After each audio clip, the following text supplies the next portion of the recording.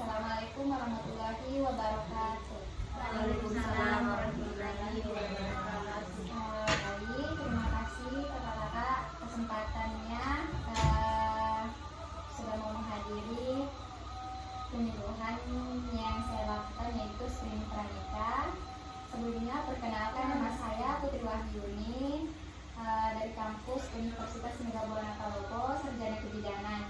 Di sini saya terlebih dahulu saya bagikan video brosurnya di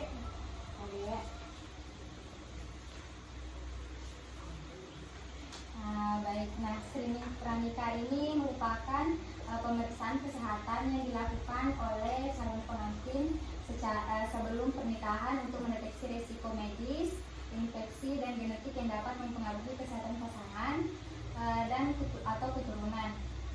Adapun tujuannya di mana di sini kita mendeteksi secara dini penyakit menular seperti HIV, yaitu kuman, di mana HIV ini menyerang sistem kekebalan tubuh, terutama pada sel reproduksi, sehingga tubuh kesulitan melawan infeksi dan penyakit lainnya. Dan hepatitis B untuk mendeteksi penyakit peradangan hati akibat infeksi virus, hepatitis C kondisi peradangan hati akibat infeksi virus hepatitis C yang terdeteksi melalui screening kesehatan pranikah. Kemudian sifilis, di mana infeksi sifilis ini atau yang disebut dengan IMS, infeksi menular seksual yang disebabkan oleh bakteri Treponema colidium dan dapat menyebabkan masalah kesehatan serius jika tidak diobati. Kemudian di sini juga pentingnya imunisasi untuk catin, yaitu imunisasi tetanus tostoid atau TT, yang dimana untuk mencegah penyakit tetanus.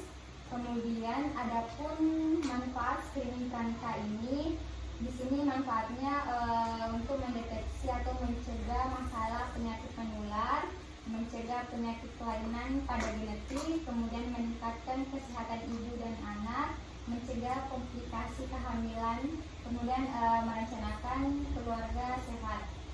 Adapun jenis-jenis pemeriksaan dalam screening pranikah ini, di sini kita melakukan pemeriksaan fisik secara umum, yaitu pemeriksaan fisik seperti tanda-tanda vital atau tekanan darah, nadi, nafas dan suhunya. Kemudian tinggi badan, pemeriksaan gila atau lingkar lengan atas.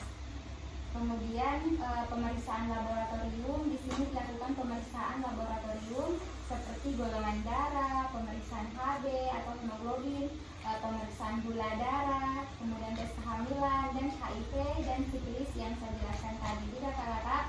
Kemudian pemeriksaan gizi, di sini penilaian status gizi pada calon pengantin perempuan dilakukan untuk melakukan pemeriksaan lila. Nah, di mana pemeriksaan lila ini dengan ukuran minimal 23,5 cm untuk dikatakan status gizi perempuan tersebut baik.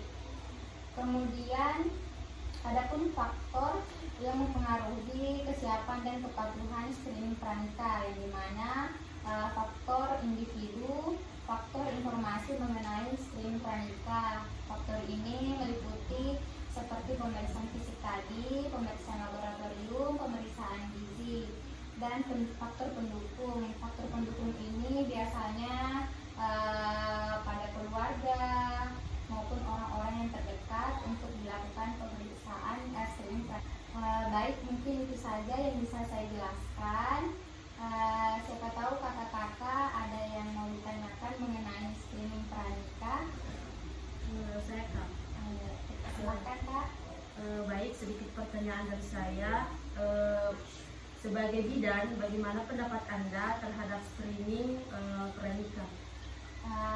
Kami sebagai bidan, baik, pertanyaannya sangat bagus. Di sini saya akan jawab jika kami sebagai bidan, di sini kami memberikan edukasi kesehatan reproduksi mengenai pranikah kepada calon pengantin. Kemudian di sini kami sebagai bidan melakukan pemeriksaan awal dan deteksi dini terhadap masalah-masalah kesehatan, dan kami juga sebagai bidan memberikan konseling kesehatan reproduksi dan genetik. Di sini kami juga mendorong pasangan untuk melakukan pemeriksaan lanjutan bila ditemukan kelainan. Kemudian kami sebagai bidan berkolaborasi dengan puskesmas, rumah sakit dan KUA dalam pelaksanaan program pranikah. Bagaimana Kak? Jelas sih Kak jawabannya Terima atau kasih, sudah jelas.